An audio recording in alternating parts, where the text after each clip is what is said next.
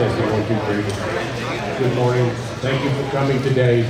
Merry Christmas to you. If we forget to tell you that, we're going to have the usual things, pledge and prayer and things. But if you need any Christmas gifts for your grandkids, daughters, sons, they're over there. And Mr.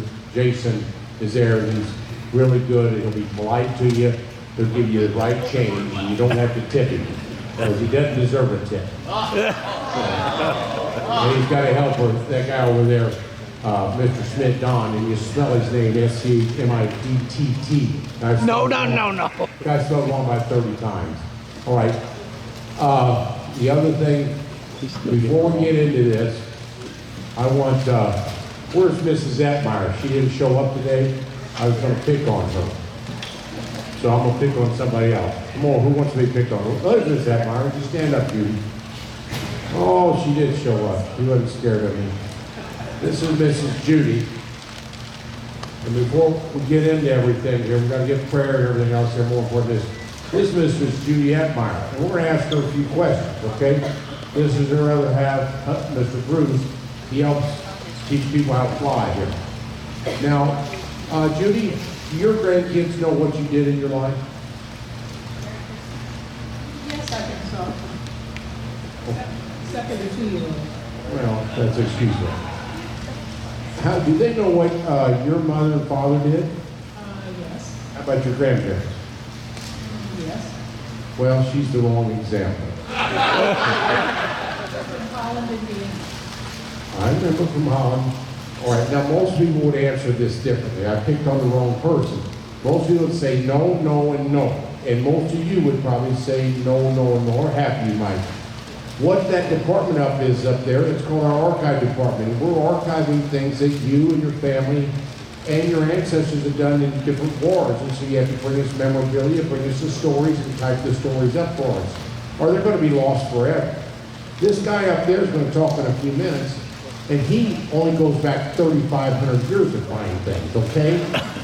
Now, we're only making you go back 80 or 250 years during our country's time. 250 years, he's going back 3,500 years, and you'll listen to what he says.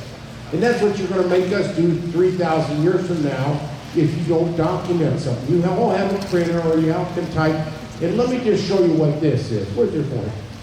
Now, do any of you have one of these? You probably have one of these. But your grandkids, I know, don't have one of these, do they? Or nieces and nephews. Yeah, I'm just being facetious. They do have one of these. Now, this is your job this year, is you're going to tell the niece and nephew. Judy doesn't have to do it because she already passed all the tests. Would you please, grandchild, let's get the grandchild named John, would you please tape record me of my life from when I first can remember things all the way through. And that was what I want for Christmas. And then you get this phone to type it up. And then the next day we're going to do my mother and father, then we're going to do my grandparents. And then you're going to have that digital. That's your assignment, okay? And then your second assignment is you tell them to buy a membership. A lady over there is in green. Her name is Meredith Marshall, and she'll receive your membership. And then the kids can come here at any time they want their ear. And this guy over here, his name is Peter Blanc, and he's only got 6 simulators and 13 pilots back there that can teach the kids to fly. Then after they learn to fly, they might learn something from this place. We want to learn something from this place. So that's your 2 jobs, is number 1, digitize your history. And the second thing is think about buying a membership and telling your grandkids, what I want for Christmas is you to bring me out to the museum and you sit in front of one of these things and tell stories about your history or your parents' history. All right, sorry about the delay. Here we got to get really going with things.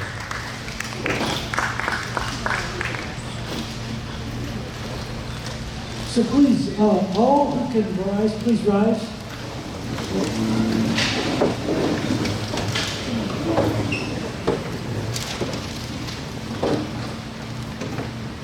Let's bow our heads in prayer. Lord, our Holy Father, we give you great praise for this year. It's a time to reflect and understand the challenges that we were given and the challenges that we overcame with your help, the challenges that may not have been met, and we ask for your strength to deal with these challenges. Today we give you great thanks for the hands that prepared the meals today, for the Brownstein Foundation and their support, for all the volunteers. Especially this day, we remember the parking volunteers who, no matter what the weather is, cold, rain, they're out there, and we give great thanks to them. They are a blessing. For it's not only with this event, but with many others we have here, that they're on their duty station. We also give thanks for those who've sacrificed their lives, their time for the service of this country. And we ask that going forward into the new year that you would be with us, give us your grace, your wisdom, your patience, that we may be the children that you would like us to be. Amen. So please join me in the Pledge of Allegiance. I pledge allegiance to the flag of the United States of America and to the republic for which it stands, one nation, under God, indivisible, with liberty and justice for all. Please remain standing while Larry Head leads us in the national anthem.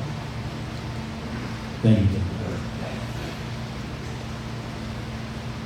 Oh, say, can you see by the dawn's early light what so proudly we hailed at the twilight's last gleaming, whose broad stripes and bright stars through the perilous fight o'er the ramparts we watched were so gallantly streaming, and the rockets red glare, the bunkers singing air, gave proof through the night that our flag was still there.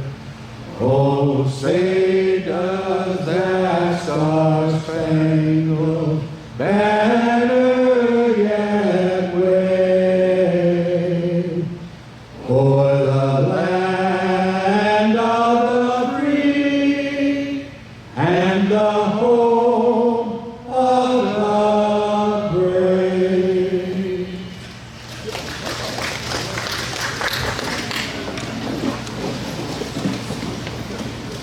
Before we start with our speaker, Bruce Green, who leads our volunteers, has a message for us. And it's related to Christmas, but it's a special Christmas, a Christmas from 1945.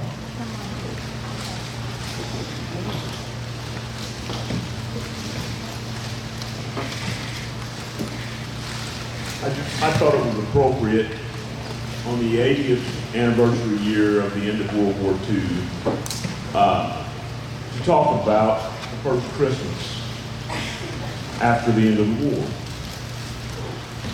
It was a long and bloody conflict, defeated the forces of fascism and tyranny in the world. And in America, a lot of people were thankful for that, but they were mixed emotions. In December 1945, the American spirit and the role of Christmas was expressed when President Truman declared a 4-day Christmas weekend for federal employees, and that was very unusual for those times. The United States military launched Operation Magic Carpet, trying to get tens of thousands of soldiers home before Christmas, 1945. Thousands of GIs in Europe and in Asia who I'm sure were aching to get home to see their families.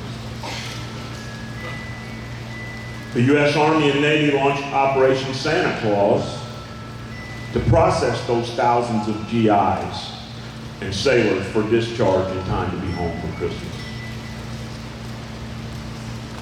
I'm sure spirits were high for these veterans as they set out for home.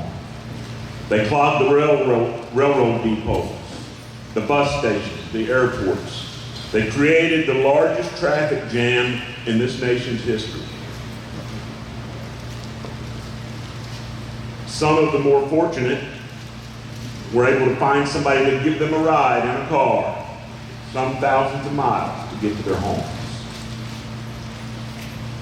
Across the nation, people crowded churches. They prayed with gratitude for the peace we now have. They reached out to wounded veterans, to children who lost fathers, to wives who lost husbands, and to neighbors who lost sons. Americans in big cities and small towns participated in displays of love that was so indicative of the American spirit. Here in Evansville and the surrounding communities, that spirit prevailed. In a community that had been so active during World War II to guarantee that peace, that victory that brought the peace. The community had been active in volunteering and other activities like the Red Cross and the USO, in producing so many wartime materials. So at the end of this war, and as the first Christmas approached in December of 1945, they celebrated together. Main Street in Evansville was decorated with lights for the first time since 1941. The wartime industries that had been such powerhouses during the war began to transition from wartime materials to producing consumer goods once again. The last LST ship was launched from the Evansville shipyard on December 14, 1945, 80 years ago. So I just thought it appropriate today that we take a moment to remember the sacrifices that the veterans, that those who gave the ultimate sacrifice, their lives, and that the people in this community made to ensure that peace would happen. So I thank you for your attention.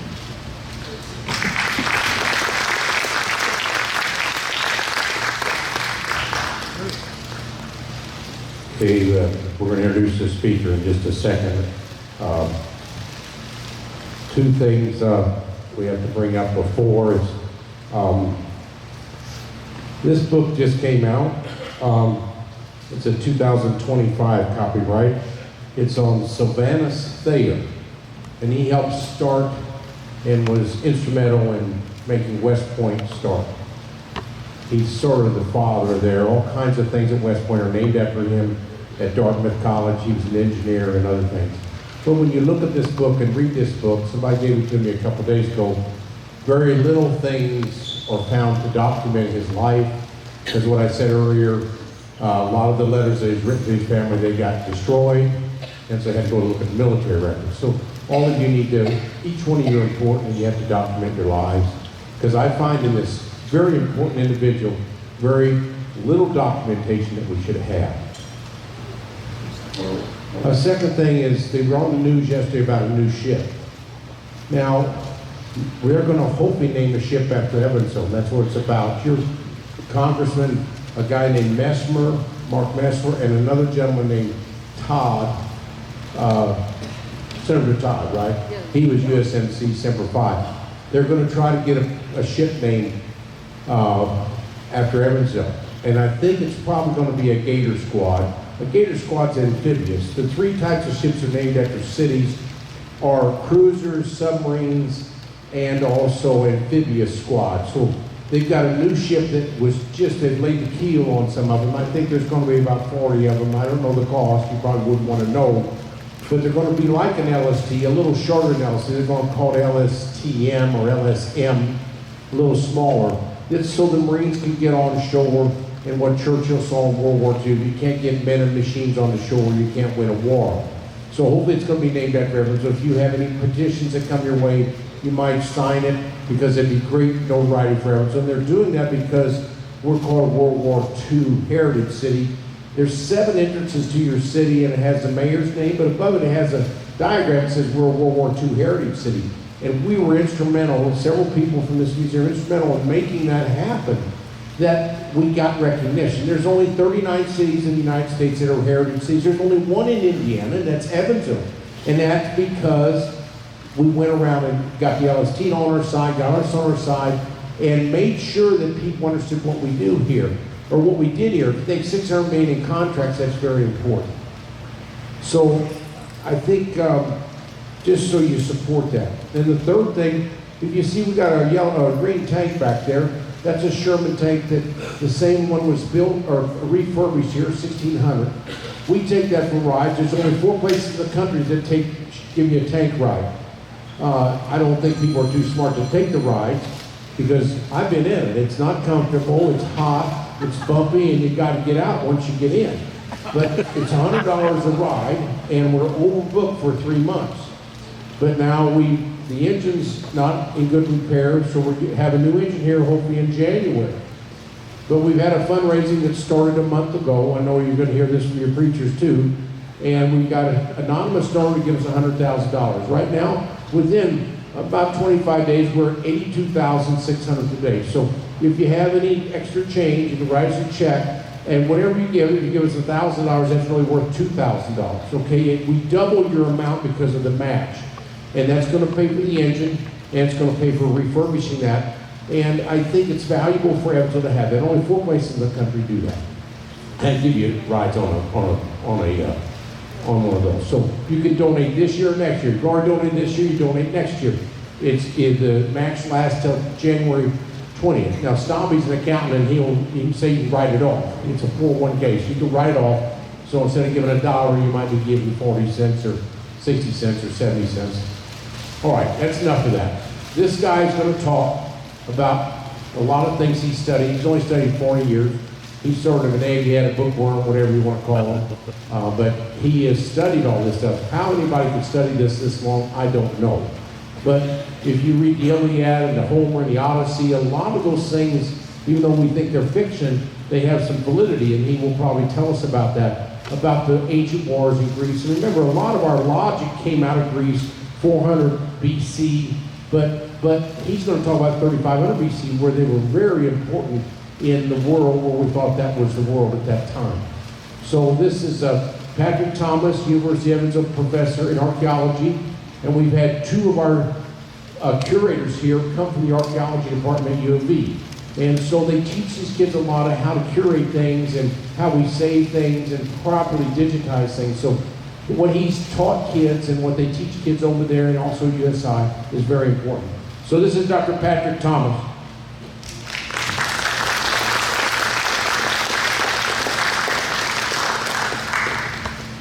Wait, is the microphone working well enough? Okay. It's been a whole year since I retired. I haven't done a big presentation for a whole year, so maybe I'll be a little bit rusty. Forgive me for that. So the place in Greece I want to talk about is the site of Iklaina. This is a Bronze Age site in Greece. It covers part of the Middle Bronze Age and the Late Bronze Age, roughly about 1800 to 1200 BC or so. And the thing here is that as you get closer to 1200, that's the period of time that the Greeks imagined the great events of the heroic age, where you had guys like Theseus, for example, Heracles, the Iliad and the Odyssey. They imagined all of it as taking place roughly during this period of time. So although this isn't primarily about warfare, I do have some warfare angles in here for you. And by the way, am I going to talk about every blessed wall?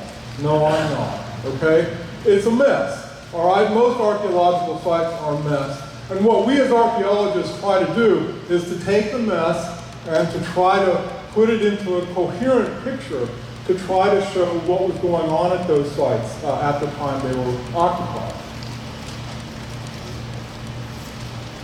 So where is this place? This is the Greek mainland right here, the big island of Crete down here. This is Turkey over here. We're down in this area right here, which is called Messenia. Messenia, all right? I'm going to mention another site called Mycenae, which is up here. Messenia and Mycenae are in totally different regions of Greece. We can't see the pointer. What's that? I can't see the pointer. Yeah, the pointer is pathetic. You think maybe, I'm wondering if maybe my pointer might not work better. I don't know if I can do two-handed or not.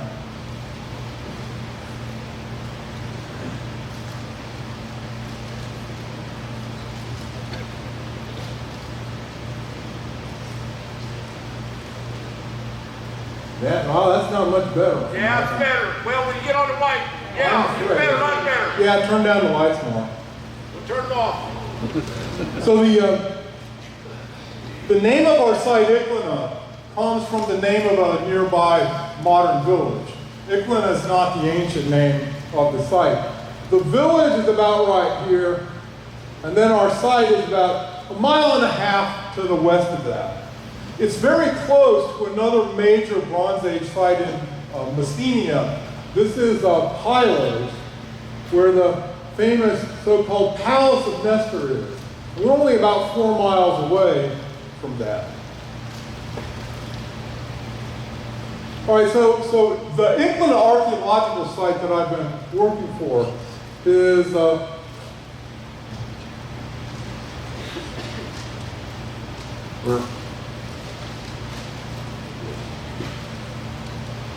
it's right here. So, you know, there's a set of low hills here that are between us and the coast down here. But we're very close to an important major historical site where there have been a number of major historical battles that took place over time. This is the Bay of Navarino right here. If you're an ancient civilization geek like me, the first thing you think about with the Bay of Navarino is you think about a famous siege where the Athenians trapped 400 Spartans on the island of Sphacteria here in 425 BC or so. But I think for many of you, there's another event that took place in the Bay of Navarino that you might be more familiar with. All right, so that's the bay right there. This is the Battle of Navarino Bay. This is one of the most significant historical battles in the 19th century. It basically was between a group of European powers and the Ottoman Empire. And the result was that the European fleet of a combined British, French, and Russian ships, it smashed an Ottoman-Turkish fleet. And that more or less then cemented Greece being independent from Ottoman Turkey. And it also basically signaled the long, slow decline of the Ottoman Empire over the course of the next 80 years or so. So that battle then took place, you know, right out in the Bay of Navarino. If you were standing on the side of Iklaina back then, you would have been able to see that going on. All right, so the question here is why did we go to Iklaina to start with? And what I point out here is that none of these walls that you see here were visible. The only thing that could be seen on the site at all was a large platform here. It looked like a terrace, all right? So this is the so-called Cyclopean terrace right here. That's what initially drew attention to the site. And as far as we know, really nobody noticed it from antiquity onwards until sometime in the 1950s or so. So it's called Cyclopean because of the large stones that are used.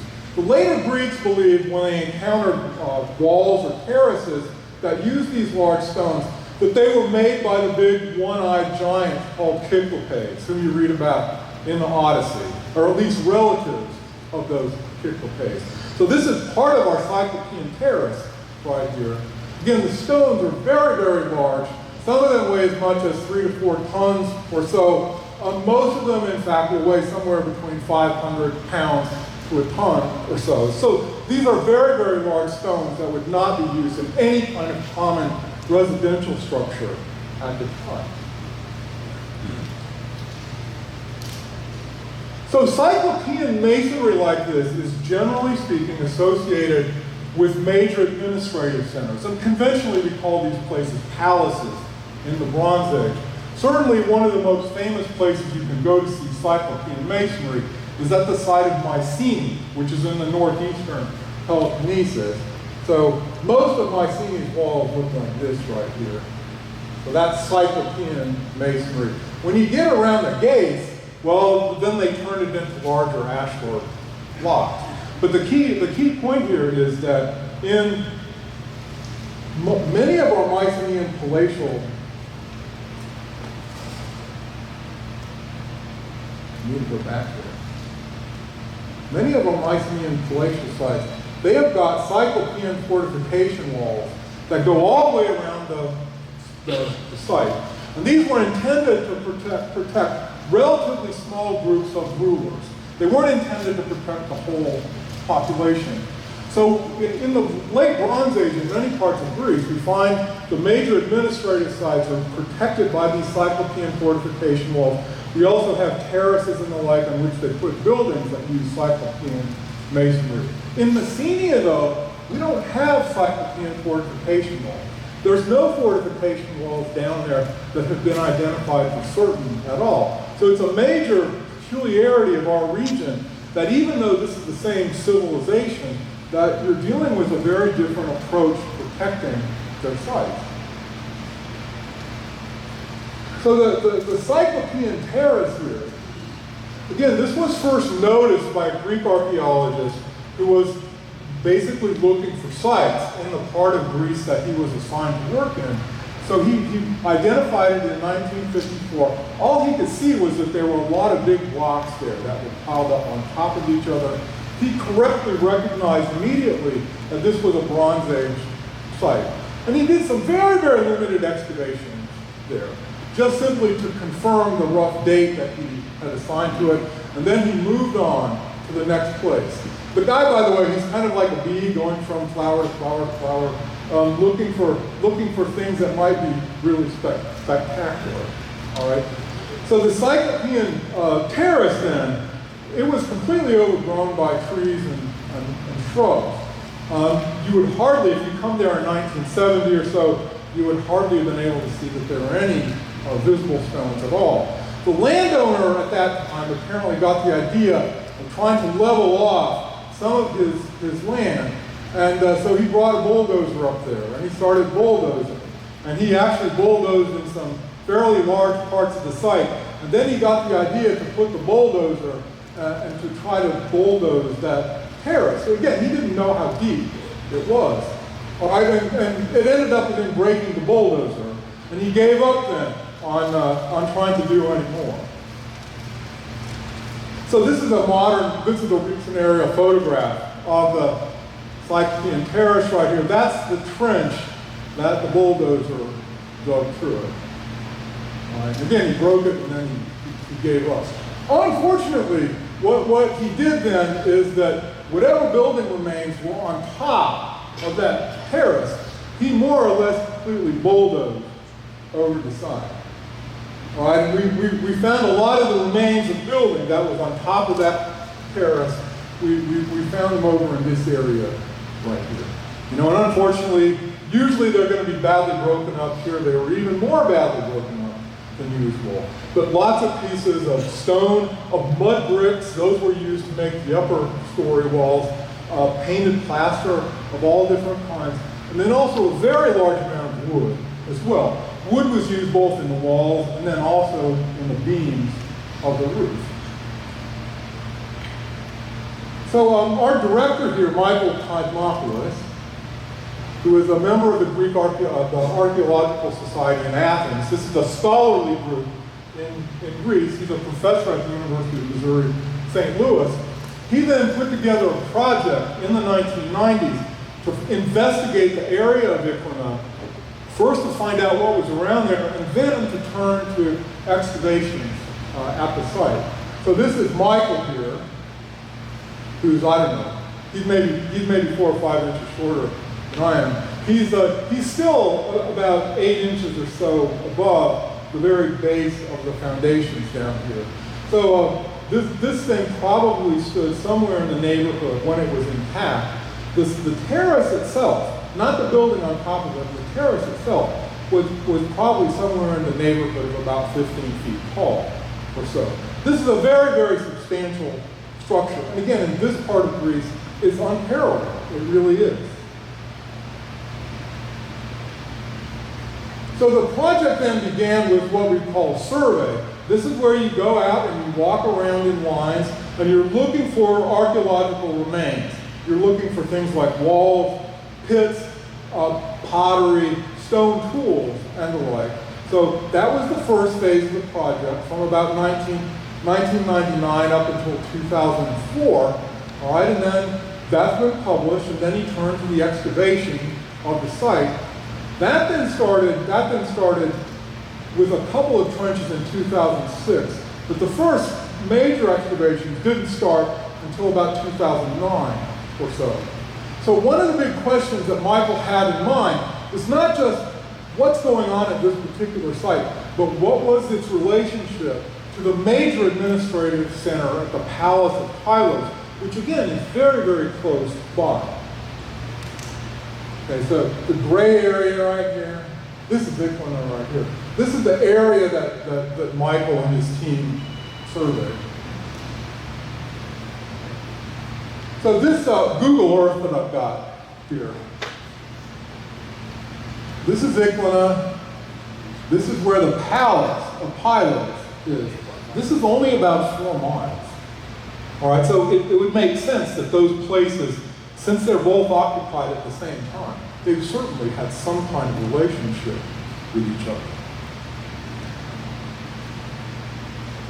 So when excavations started at Iklaina, some of them again were directed to the area around the Cyclopean Terrace, but he also had purchased a lot of property around it.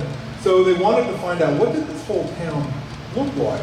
You don't have to go but maybe 6 to 12 inches below the modern ground surface to start finding walls. All right? They're all over the site. It's a blizzard of walls, basically. Here's another excavation shot right here. You know, old timers like me, when we see them using these screens, oh, come on. You're supposed to dig in the sun.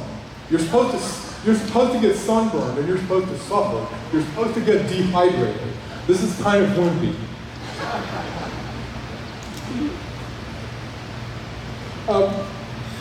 It's not uncommon at many sites that you're going to find very extensive modifications to buildings over time. At Iklaina, in some parts of the site, these are extreme. So you had situations where houses or other buildings were being put up, they were being remodeled, you had walls being cut open, and then additions being put on. Sometimes they demolished part of the structure to put an addition on it, and then sometimes they simply started from scratch. And since this is unlike what I just saw coming up here on Highway 41 at the corner of Walnut and 41, where they just demolished a house on the corner, and the debris from that is still sitting there. Well, a big truck's going to come by in the next few days. It's going to pick all that stuff up. It's going to take it off to a dump. Well, they didn't have dump trucks back then. So what they generally speaking did is, if they're going to build a new house, they frequently just simply level off to a certain level where it was, bring in some fill and build on top of that.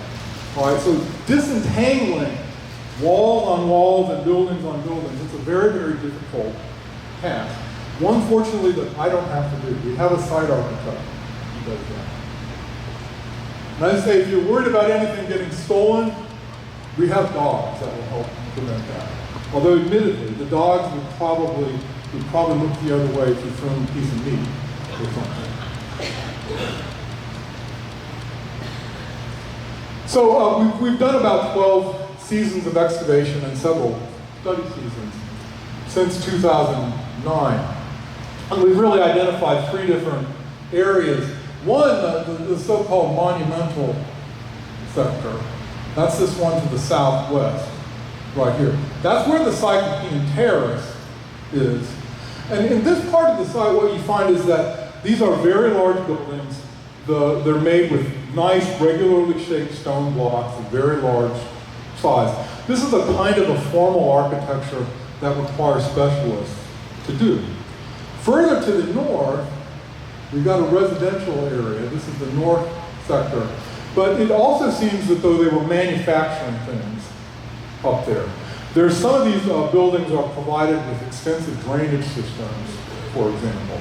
And then we haven't done that much work over here, the so-called east sector. This is basically a residential area, as far as we can tell. Now this is still a small part of the site. The buildings go out very, very far in this direction here, here, and here. So again, we're only looking at the very core of the site. Much more work could be done there. All right, so I wanted to focus on what do we think was going on that Cyclopean terrace. This was clearly designed to support a very large building. Unfortunately, the details of that building probably were badly damaged simply by the passage of time because it was very close to the surface. And the guy with his bulldozer simply didn't help things, that's for sure. So it turns out that the Cyclopean terrace, it's not really a terrace at all. A terrace is going to have somewhere between 1 to 3 walls on it. This is a full-blown platform that was visible on all 4 sides. So we should probably call it the Cyclopean platform, but at this point it's so embedded in the scholarly literature that we can't do that. We've got to keep calling it the Cyclopean terrace. What was on top of that, according to our architect, was a multi-story building. We can argue whether there were 2 stories or 3 stories here. I don't have a dog in this particular site, okay? But it's clear that it was a multi-story building, that it had a courtyard off here that was screened by other buildings. This arrangement where we have a major administrative building flanked by courtyards is something that we observe in many, many other Bronze Age sites in Greece. It cements the idea that this was a major administrative center in its own right. The date of this building, the terrace itself that supported it was very clearly built sometime between about 1325 to 1300 BC. You say, how do I know that? Well, the way that we tend to date these levels is by using pottery that we've developed chronological sequences for. That's my particular area of expertise, is the ceramic evidence. And it's basically incontrovertible that when we get down to the lowest levels and we find where they started and the kinds of pottery that was deposited before this was built, it's right around 1325 to 1300. And then this building continued in use for some long period of time. It was destroyed somewhere between 1275 to 1225 BC. Again, if the guy hadn't bulldozed this, we might have been able to get that down to 25 years or so. But at this point, we're not going to be able to be more specific than that. So this model that I'm going to go through here. This is a fly-around 3D reconstruction that our architect has done. So what he's trying to show you here, where you got the stones and then the white on top, the Cyclopean terrace stones were actually covered with a thick coating of white plaster. Some of that plaster still adhering to the stones. All right. We can argue the placement of the windows and the like, that's very, very conjectural. All right. But we know that buildings like this tended to have wood frame windows. They invariably had some kind of chimney on top of the roof. And then what he's trying to show you here, towards the end of his fly-through, some of the plaster here had painted decoration on it. On the exterior of the building, what you had was, it seems abstract scenes, basically geometric kinds of patterns and the like. However, on the interior of the building, it had plastered walls. There were fresco paintings on the walls. These, when I say fresco, by the way, Greek Bronze Age frescoes are not strictly frescoes. Frescoes are supposed to be painted on wet plaster. It appears that our Greek Bronze Age painters were completely indifferent as to whether the plaster was wet or dry. But these don't look very great, do they? But when they're cleaned up and studied, well, they become a bit more revealing. This one here Well, there's a guy's little face here, and then there's an arm right here, and then it looks like there's the back of another person right here. Well, when that's cleaned up and restored, that's what it was. So you had two guys rowing a ship, all right? We have Bronze Age frescoes from other palaces that show very similar scenes, in fact. The fish, by the way, they're actually present, traces of them are present in that fresco. This is a kind of a shorthand way that these painters showed that you're dealing with the sea as opposed to a river of some kind. And then probably our most famous fresco fragment is the lady's face right here. These, again, she's very similar to ones that come from other major administrative centers in the late Greek Bronze Age world. The conventions that you see here, where the male's flesh is kind of dark red and the woman's flesh is white, that's a widespread convention that we find throughout the entire Eastern Mediterranean, not just in Greece. So in lots of respects then, these are fairly typical kinds of frescoes that we would find in a major administrative center. Now, my particular role in this project is to be one of the ceramics analysts. That is, my day is usually this right here. They excavate pottery out, it comes down to us, we wash it to try to get some dirt off of it, and then we lay it out according to the classification systems that we have. And we're really trying then to tell the excavators, what is the latest material that you got here? Number two, are any of the pieces mending up into whole vessels? Number three, is there anything unusual about the pottery? Maybe there's an exotic import, for example, which definitely wasn't local. So we don't work on the site. We work in the town of Modern Pylos, which is about 15 miles away from the site. And there are some years where we don't go up to the site at all.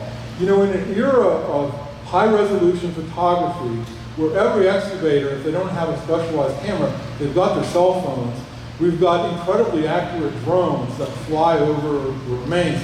Anything the project directors want to ask us, they can basically send us pictures, and then we can we can then relay the information back to them very quickly by a cell phone.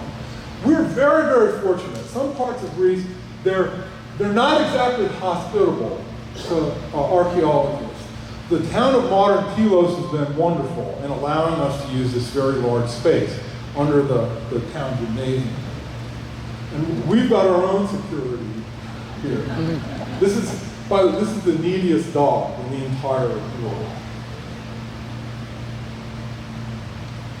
So, you know, what do I mean, you know, we're looking at pottery? Again, over the course of the last 150 years, we've developed a chronology for how pottery changes in Greek culture from about 6000 BC, when it first appears, all the way down to the modern times. So, you know, so for example, this is a whole example of what these come from right here. But this particular shape is only going to appear between about 1700 down to 1500 BC or so. And the decoration on it, the spirals, and then that little band right there, again, that's going to allow us to narrow it down even further. We have some very cool pieces. The Bronze Age Bronze Age period of the Greek mainland, well, it had a very close relationship with a civilization called Minoan on Crete. And the Minoans were very, very big on sea creatures of different kinds. And that then spread, that interest in them spread to the Greek mainland. So this is an octopus right here. There's the head. That's one of the tentacles right there. There's another tentacle over there. This is an imitation of a Minoan octopus. And the shape of the vessel that we got right here, called a Wartime, this is also an imitation of a Minoan pottery type. As you get down further in time, the pot shapes change. So this is a whole one of the type that's called a kylex. It's got a big bowl up top. It's got a solid stem here, and then it stands a foot. This is one of our solidly painted ones from Iklaina. The paint on our pottery is not very well preserved. The region of Messenia is kind of famous in the later Bronze Age for its potters not taking a lot of care in preparing the surfaces of their pottery, and the result is that paint flakes off very, very easily. This is one of the very latest pots that we have from this site. It's called the deep bowl. All right, and these things then come down very close to around 1200 BC. This is around the time that Iklaina was abandoned and that the palace of Pylos, which is further to the north, the palace was destroyed in a violent manner. Now, the vast majority of our pottery was never painted. It's unpainted. So we get tons of these small vessels, conical cups. We've got over 2,800 rims alone of these things, 300 complete profiles. Sometimes we get a nice big pot. This stands like this. Oh. It's a water jar. It's a familiar, called a hydria. It's a very familiar type, and it continued all the way down into later Greek history. This one comes from right around 1200 BC. And then there's some very odd things as well, like this. This particular shape, the high handle on what's basically a jug here. This has very few parallels outside what's found at the palace at Pylos. And I would say, if you pointed a gun to my head, I would say the ones that come from Pylos and this one right here, they were almost certainly made by the same potter, right around the same time. It's that peculiar.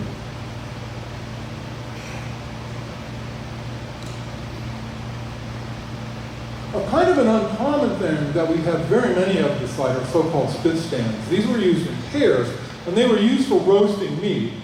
So the scallops here in the rooms, that's where you put one end of your metal skewer, and then you have the meat on the skewers, all right, and then the things are used in pairs. It's clear that there is an awful lot of roasting of meat going on our sites. And one of the things that's become clear over the course of the last 30 years or so in the late Bronze Age archaeology of Greece is how very interested these palatial administrations were in having big festivals where they basically featured large quantities of meat being provided and then also lots of wine as well. We see this as a kind of a way to build social solidarity. So I want to go back then, as I'm getting down to the end here, I want to go back to what's the relationship then between the major palace of Pylos up here, where there have been some spectacular discoveries nearby over the course of the last decade or so, that kind of cement the primacy of Pylos as the major site in Messenia versus our one at Iklaina right here. But we're also very special in that we've got the Cyclopean terrace buildings, and there's nothing like that at Pylos or at any other site in Messenia, as far as we can tell. So the Palace of Pylos, if you're in Greece, you certainly want to go see this. This was excavated by American archaeologists beginning in 1939, picking up again after World War II, and then they've done work all the way down to the present. In order to protect the palace building itself, they have recently put up a very, very large metal shed over it. Now, this is one of the cleverest ideas ever, and that is, in order to protect the surface of the palace rooms from having tourists walk on them, they've got suspended walkways so that you can go all the way around this thing. You can get a very good idea of what it looked like without damaging the structure. This is the main room of the Palace of Pylos right here. It's conventionally called the throne room. But the big round object that you see in the middle, this is a plaster hearth on which they build a big fire. On top of this, there would have been an opening in the ceiling, and then the smoke would have exhausted out through a chimney on the top. The four circular depressions around it, those were for wooden columns that then would have supported the kind of the balcony, the upper story. So again, in the area of Messenia, in the southwestern Peloponnesus, we don't have fortification walls. They have looked and looked and looked at Pylos in particular fortification walls, and so far they've come up empty.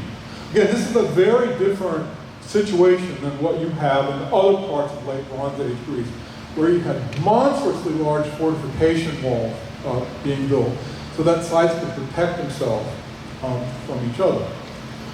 The Pylos Palace was destroyed in a fire sometime around 1200 BC. And again, that's based both on the kind of pottery that's found in it, and also radiocarbon dating as well has confirmed that.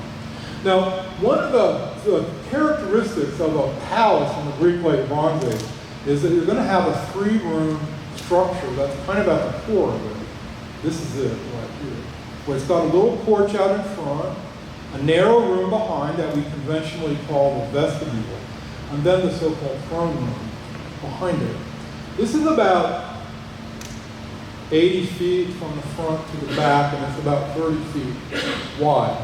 Well, the Cyclopean terrace at Iklaina, by sheer coincidence, is about 80 feet long and about 30 feet wide or so. Now, my director, Michael Cosmopoulos, would like to restore a palatial structure like this. It wouldn't be as extensive as what we've got around here, but he would definitely like to restore one of those there. The problem is there's no direct evidence for it, but it's certainly, the dimensions are certainly interesting. This is a reconstruction of the interior of the Pylos throne room. There's some imagination involved in it. But the Pylos Palace's walls were in fact covered with frescoes. There's no doubt about that. They're better preserved than the ones that we have at Iklaina. So sometimes you can even make a kind of a coherent reconstruction of a larger scene. The ones that were in the so-called throne room, you had animals like lions and some deer, and then there's some mythical creatures, griffins, over here. But there are many other rooms in the palace that were painted. You know, and here's the warfare angle right here. These Greeks who were living in the late Bronze Age, well, they were not living in peaceful harmony either with nature or with each other. Warfare scenes in these frescoes that are found throughout Greece, and then in other kinds of media as well, they're very, very common. So one of the more famous frescoes that comes from the Palace of Pylos, usually just called the battle fresco. This is a convention for a river right here. So this is showing guys battling in some kind of stream or river. The two sides are distinguished from each other by the fact that one side's wearing helmets, right, and then the others are not. But they're using short daggers, and then this is probably a club right here. An even more famous one, this is the so-called Tarzan fresco right here. The thing to remember is that when this palace was being excavated intensively for the first time, just before World War II and then after World War II, remember all those Tarzan movies with Johnny Weissmuller, all right, and Maureen O'Hara and everything? Well, all right, so you've got a group of enemies here, apparently, who are wearing animal skin clothing. And they are fighting against guys who are wearing the same types of helmets, which actually are made out of sliced boar's tusks. All right, and again, in the context of a stream of some kind. So, you know, the palace, it seems to have emphasized, you know, some military activity. There are also scenes that show guys riding in chariots, but again, in a military context. So that's exactly the same kind of helmet that's made out of sliced boar's tusks, sewn onto a leather cap. And the main weapons then were either spears or short swords.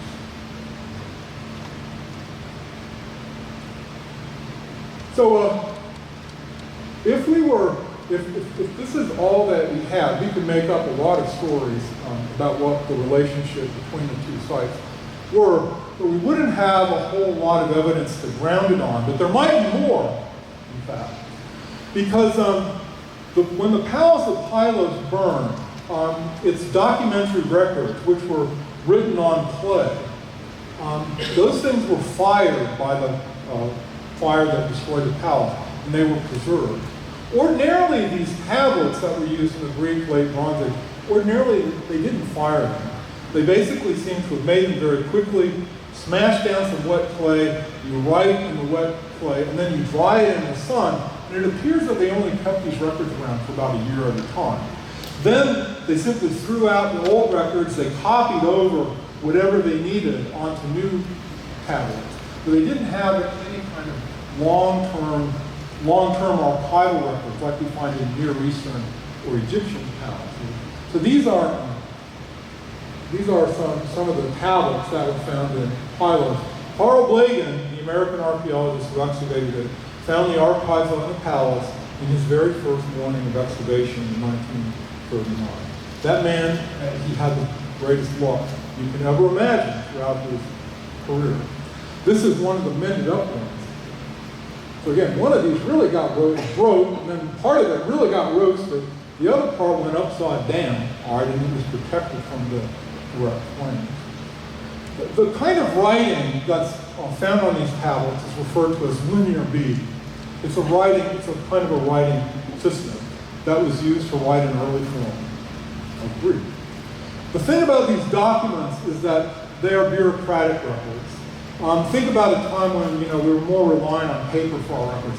It's like you're trying to understand what was happening at the University of Evansville, let's say in the middle 1960s, and all you had was a part of a file drawer from the chief financial officer's office, where probably about 2/3 of it had been destroyed in the fire.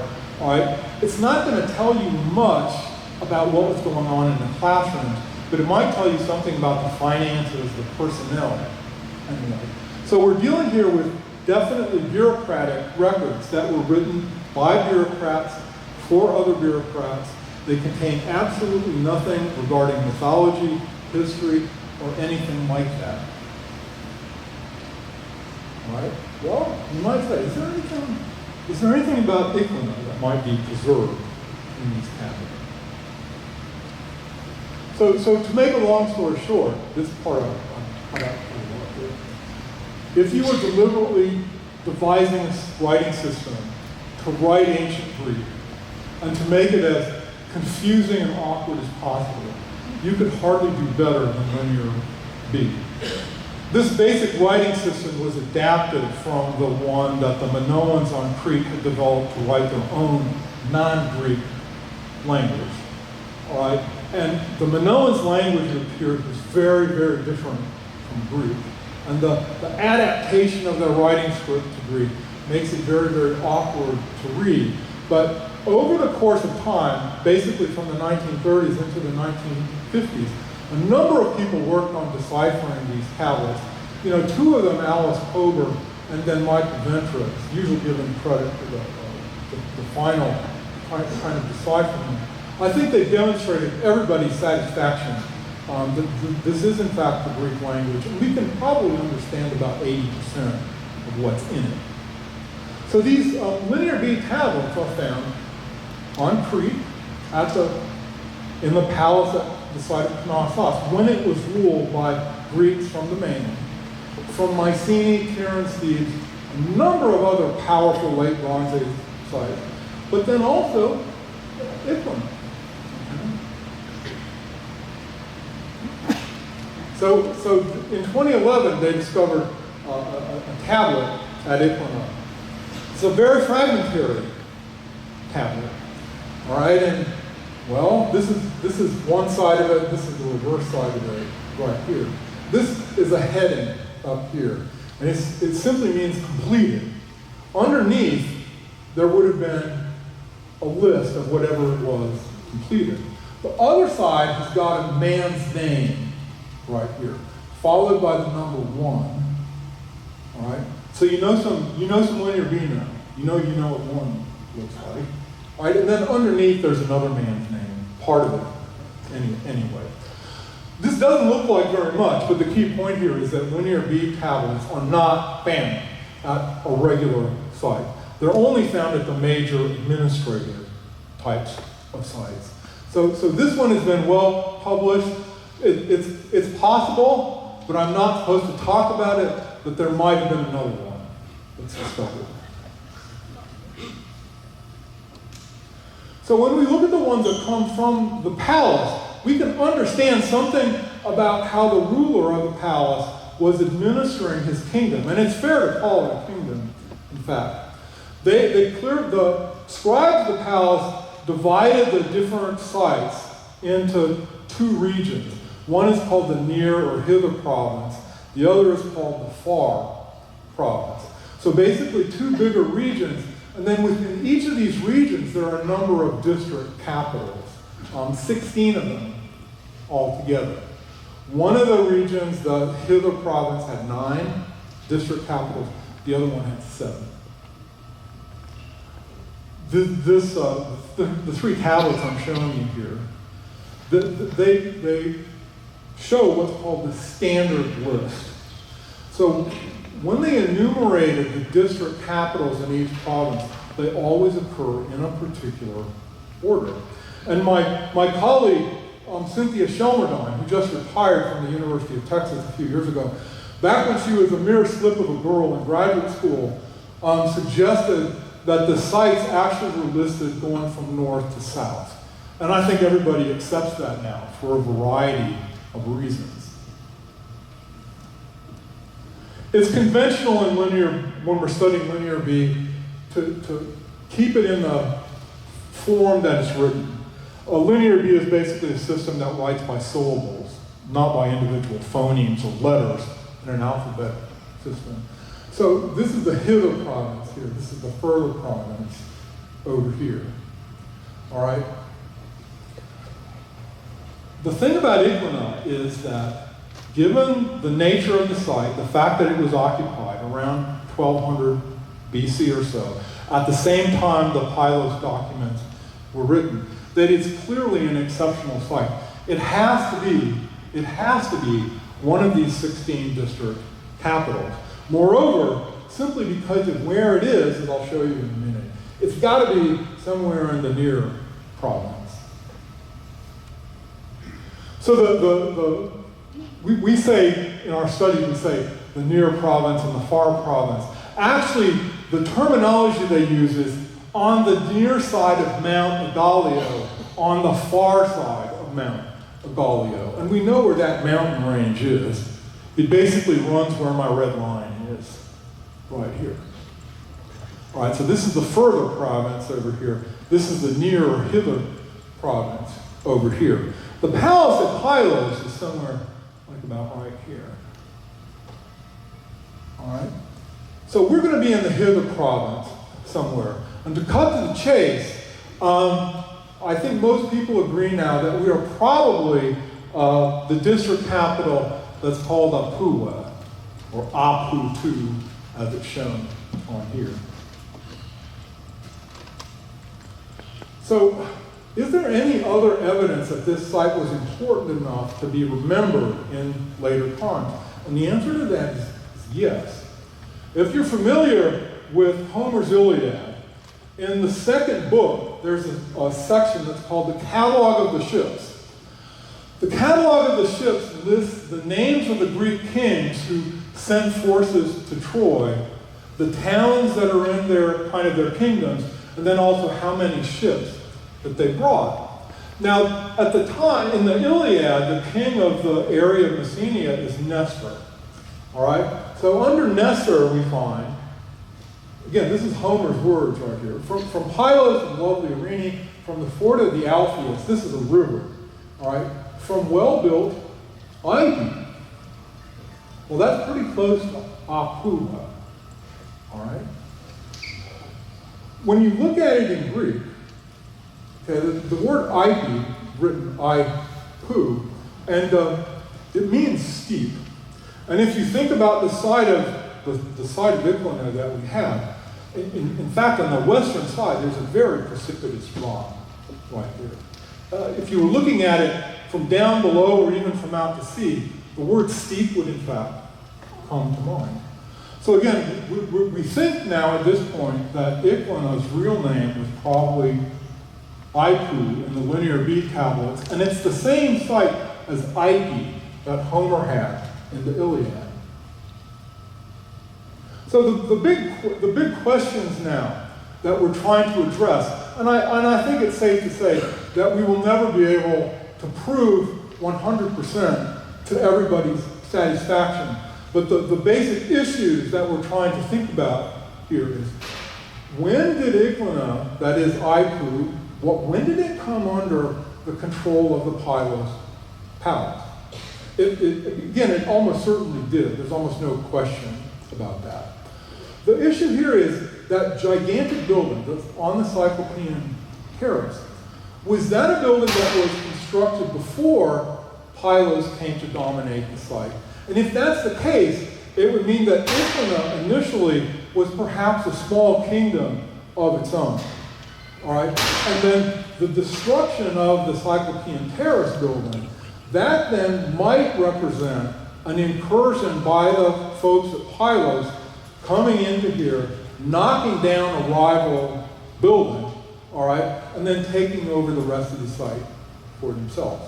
That's in fact, that's the idea that I think our site director would like, that we had here a kind of a proto-kingdom that eventually lost out to a bigger one.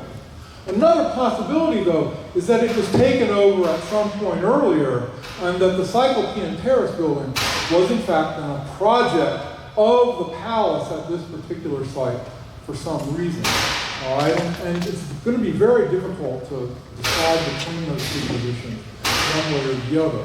I think our director, he's built a very good case for the uniqueness of this site in relation to Pylos and the other district capitals. But the exact chronology is something that we don't have a definitive answer for. So, you know, as academics, we're always looking for excuses to do more research and get more money in grants. All right, here it is right here. We need more time, basically. Thank you very much.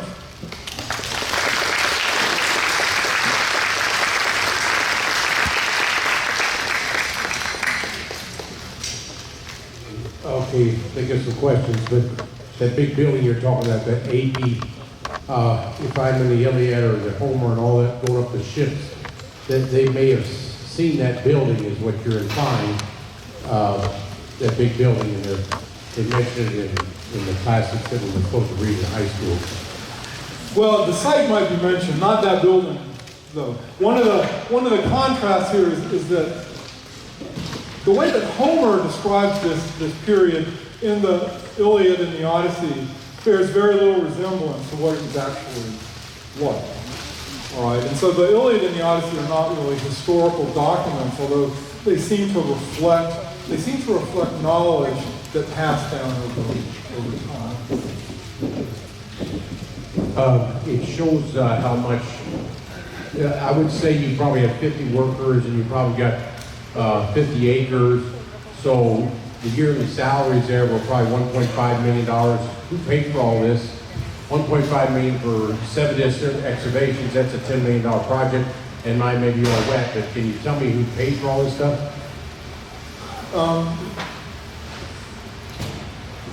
Part of it came from private funding, the Institute for Geometry History, number one, generous private donors, number two, who don't want to be named, a number of other private foundations. What helps is that the Greek government would basically prevent any kind of development on this site. So the landowners cannot do anything more with it at this point. It's like you keep it in olive trees, or you're not going to build a house on it. The project's expenses itself, well, we have run a field school there. And part of the project expenses are supported by the field school that's attended by undergraduates. Specialists like me, we work for free. I mean, they provide us airfare to get over there, and they provide us lodging, but we work for free, basically, in exchange for publication rights. But I would say, you know, your estimate in terms of what's been spent so far, probably about $2 million would be pretty close to it. So the Greek government gave you all that free. Are other countries that friendly and allowing excavations like that? If you went to China, would they let you have all that property? And even in the United States, would you be allowed to do something like that, and the government be nice to you like that?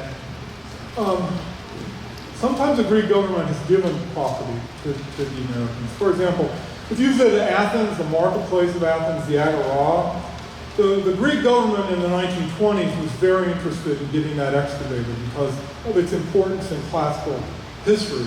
And the Americans had the greenbacks, right? So they basically expropriated that entire property. They made the residents move off, and then they gave it to the American School of Classical Studies, which is our kind of our dominant research institute for Americans in Greece. And they've done excavations there ever since the early 1930s or so. We've got a few construction people, they might want to ask you a question about the construction of those buildings. That seems to be pretty fabulous 3,000 years ago. I'd like them to pipe in on this. The other thing is University of Evansville, if you know where New Chapel is, they did an excavation under New Chapel. It used to be a bunch of Quonset huts that the Air Force would give to people to stay in and live. Mr. Yeiser, he lived there. I don't know Ted Yeiser, he worked for Crescent Plastics, but him and his wife lived there in Quonset huts. And then they did an excavation on the top 6 inches there. They also have done an excavation over in Israel for 2 or 3 years. Can you speak to those things, those excavations, and how they've done? And then also in Italy, too, at the southern Italy.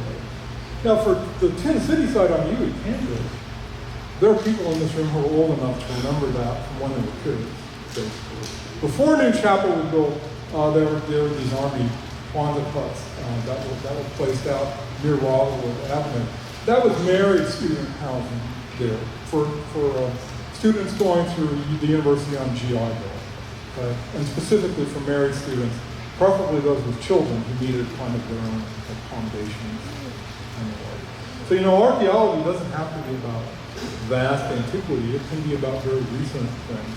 There's archaeologists now who study modern landfills, in fact, and you can find an awful lot about American culture from looking at what we throw away, in fact.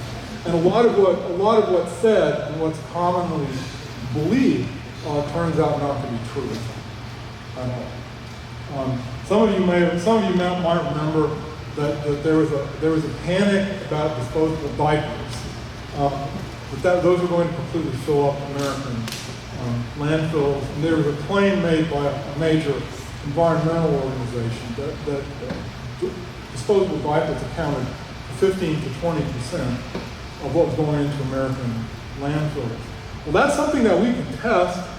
I don't want to do this, folks, but there are people who do. I mean, they're working with poo. Disposable diapers don't even account for 1% of what's going into American landfills. Most people don't realize that what the biggest component of modern landfills is, in fact, construction debris. And again, that's what's so different today compared to then, is that back then it was very difficult to get rid of large amounts of stones, mud bricks, other kinds of things.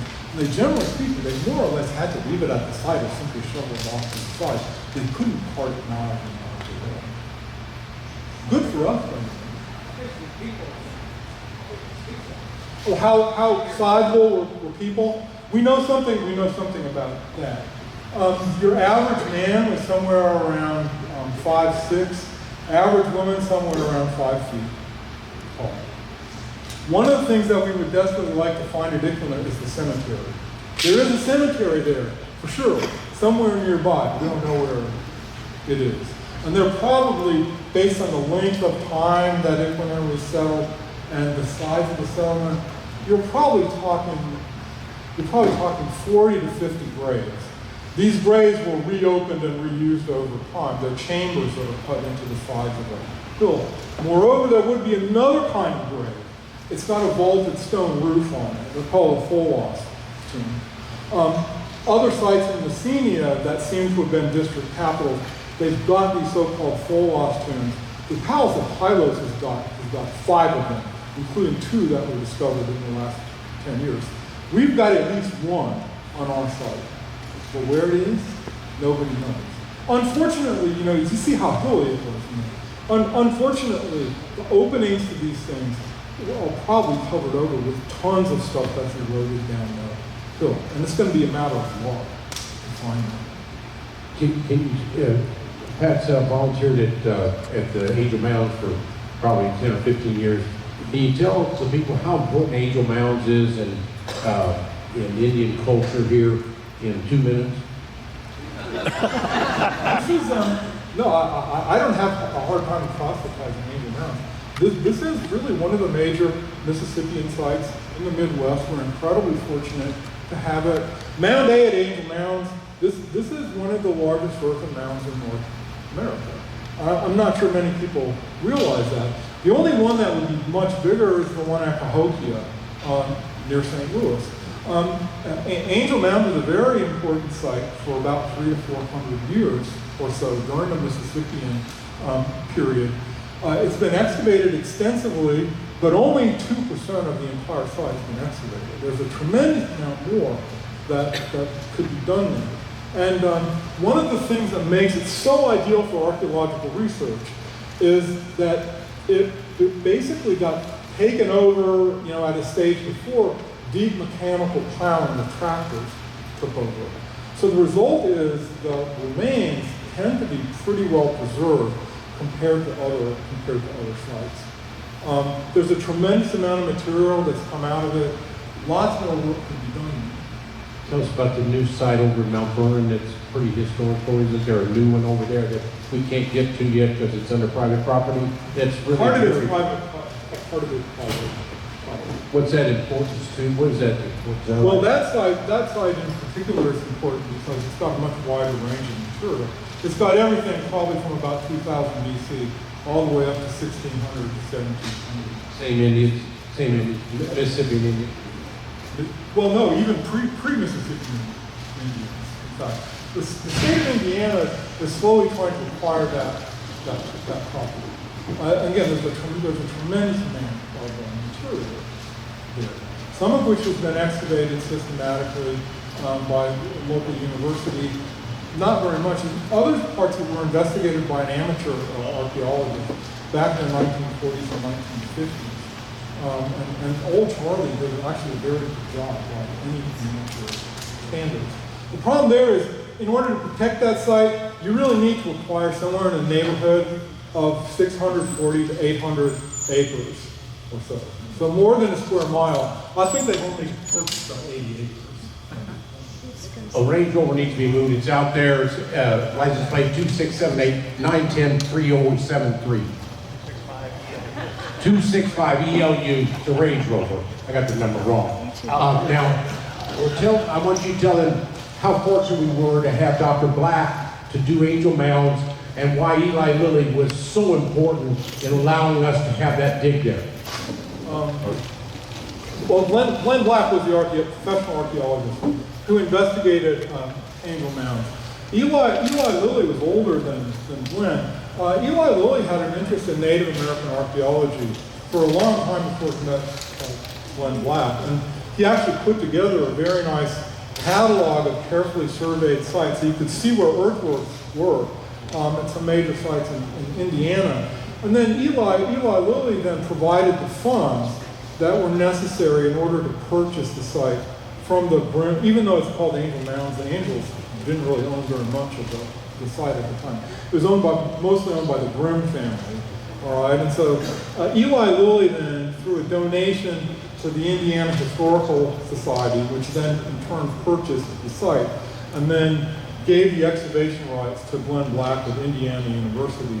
That's really what got the research there underway. And then Eli Lilly quietly funded out of his own pocket the costs of a lot of the costs of the excavations over time. Eli was a very forward-looking person and interested in historic preservation. I have no other questions, but you didn't talk about what we did in Jerusalem from the University of Evansville, and tell us about the dig over there. In Jerusalem or over in... You went over to Jerusalem, did a bunch of digging. Can you tell us a little bit about that? That's the site of Jezreel in Israel. I don't know if you're familiar with your Old Testament. You know old Jezebel? Jezebel comes from Jezreel. So this is a site that my colleague Jenny Ebeling was the co-director of for about 10 years or so. They're in a study phase right now. So this is a site that really, it's mostly a Bronze Age and Iron Age site, but they're interested in the whole history of the site, going all the way down to like World War II or whatever. There's plentiful remains from many different periods there. And so I would say some of the most spectacular things they found in Jezreel, some of the tombs that they discovered have had interesting items in them. But for me, the wine factories, this is a very well preserved area where they were crushing grapes and then turning it into wine and then putting it into the large storage jars and the like. It's very, very well preserved really. So it gives us a very clear idea about how an important commodity like wine, for example, was processed. I didn't know anybody else has any questions. Please pick your hands up. I'm not there.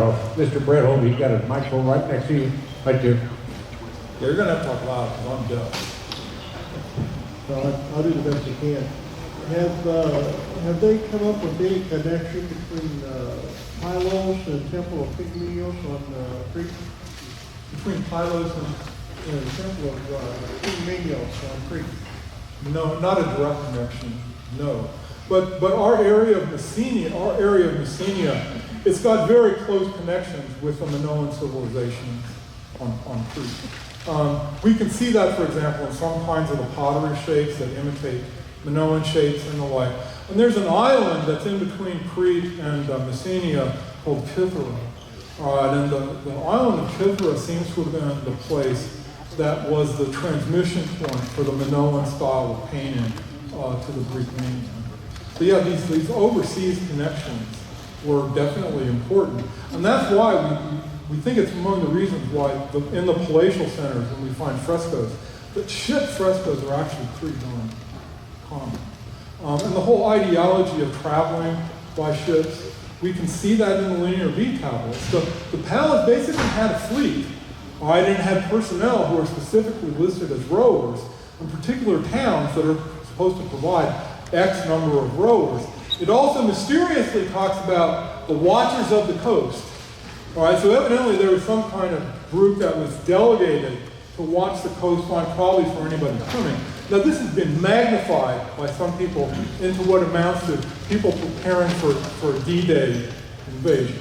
That's taking it too far. But it's very clear that there's a very systematic interest in the sea, in watching the coast and having their own fleet.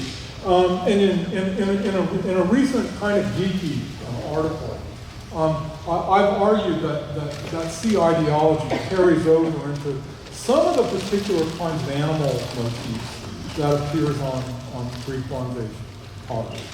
But that, folks, that's hyper geeky. I'm not going to get into that. Last question. Mycia, or if I pronounce it right, from 1600 BC to 1200 BC, that was really important in civilization at that time. Because that's what you're studying, you're doing 1200 BC, but between 1600 and 1200, wasn't that very, very important? Yeah. And can you tell them how important that was? Well, that's the time of the flowering of this late Bronze Age culture on the Greek mainland. We usually call it the Mycenaean civilization after the major site of Mycenae in the northeastern Peloponnesus. But this is basically, they came out of a very long, several hundred-year cultural recession in which they lost contact with the outside world.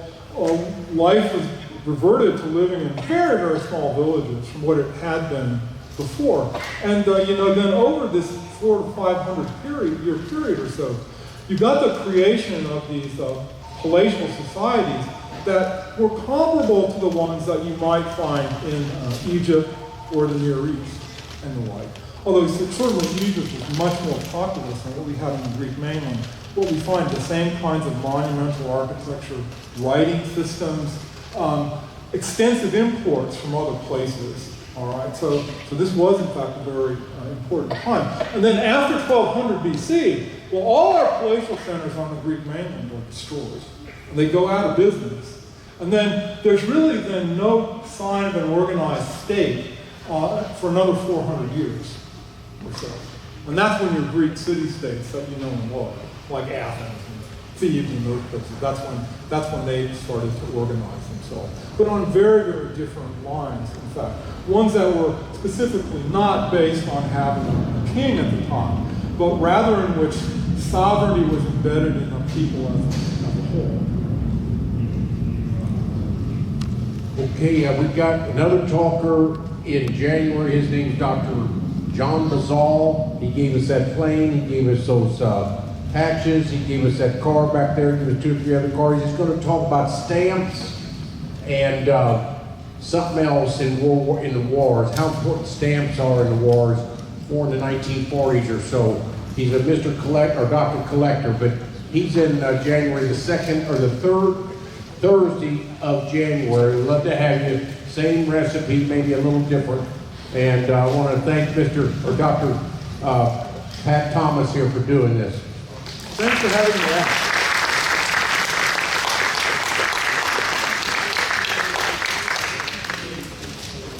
Just standing in front of them.